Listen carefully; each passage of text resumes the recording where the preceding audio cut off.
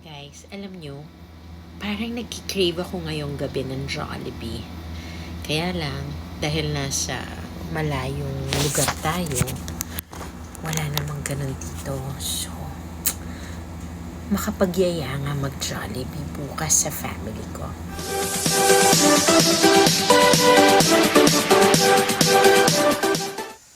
Okay guys, I'm getting ready na kasi Jollibee na ako.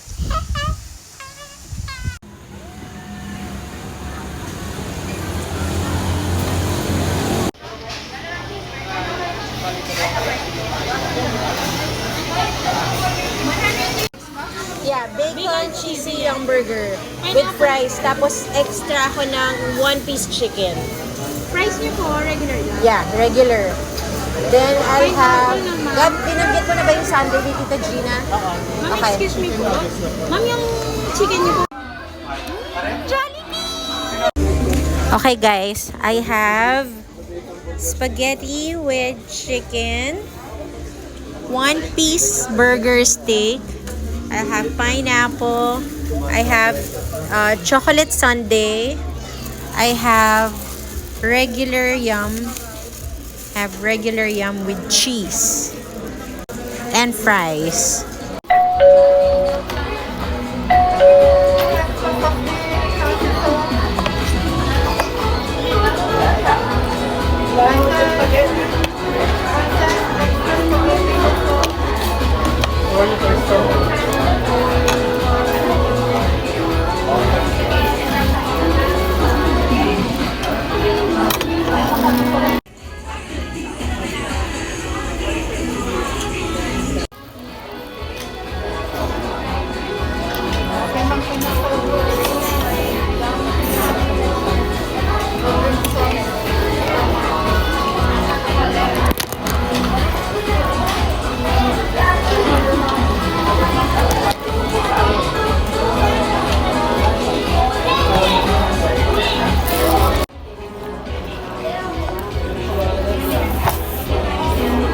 Issue nyo po extra, okay lang.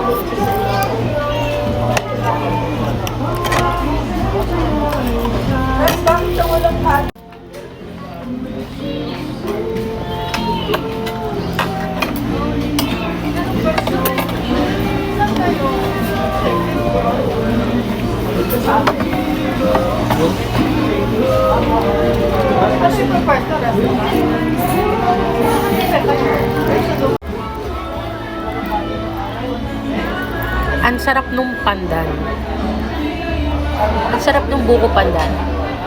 Wala yun naglaro ng sisig. Kapag meron ka dyan to. Diba? Sarap?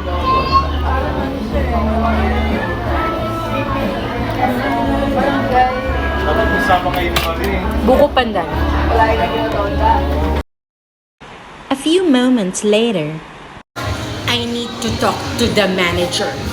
Ate, I'd like to speak to the manager, please. Are you the manager?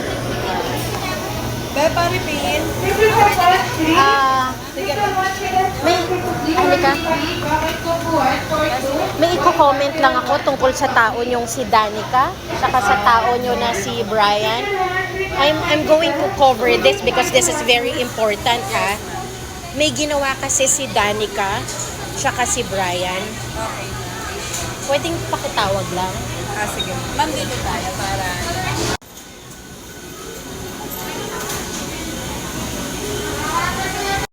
I'm sorry, I need to cover this, no? Kasi I need to report the two of you to your manager. What's your name? Lucy. Lucy. Yes. Okay. So, ikaw si Brian, ikaw si Danica. May sasabihin lang ako sa'yo, Lucy, no?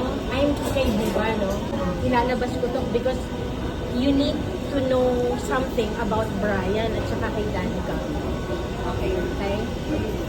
I just want you to know that this two crew of yours, this two staff of yours, did a very exemplary service. An exemplary customer service. Hindi, I cannot control it. I don't want to leave this Jollibee branch without telling you the extreme performance of Danica and Brian on how they serve me, on how they serve my whole family. Instead of our boo-boos with our orders, specifically Brian, he did an exemplary job in terms of giving us the services. Okay? And Danica, her extreme patience when she was getting all our mind-boggling orders. You know naman guys. Okay, wag kang umiyak, wag kang umiyak. Alam nyo naman kapag ang thunders ang mag-order, magulo. Syempre, kaming mga bata, kami ang nalilito. Okay? So, I just want to congratulate you in terms of how you are handling and training these two people. So, congrats, Brian and Danica. I'm so proud of the two of you. What's the name of this branch? Jollibee Guagua Highway, Santa Rita. Okay. I'm sorry kasi I told my parents I don't wanna leave this branch without telling you and without thanking these two guys in terms of their extremeness, in terms of their performance. Kasi sa tagal-tagal ko nang kumakain sa fast food, never in my entire life that I have experienced such service. Wala. It's either, okay po, sige po, or kukunin yung ketchup, hindi na babalik, or kukunin yung tubig, wala na, hindi na nag-exist. Si Brian pang nag-order ng food ko. Siya pang kumuha ng money without letting me go to the line, without letting me, risk something sa line. Kasi nakikita yung gutom na ako. Kasi kumakain na yung buong family ko, ako na lang hindi kumakain. And Danica, kung ikaw yung naka-experience nun kanina, ang gulo namin, swear, ang gulo namin talaga, ang dami. Guys, meron kaming sandamukal na senior card. Siguro 10 ata. Ako lang ang wala at saka yung brother ko. So, ayun. I just want to say thank you to you guys. Thank you, ma'am. Sorry Kinabahan. na-prank kayo ni Kikay Buba. Yes.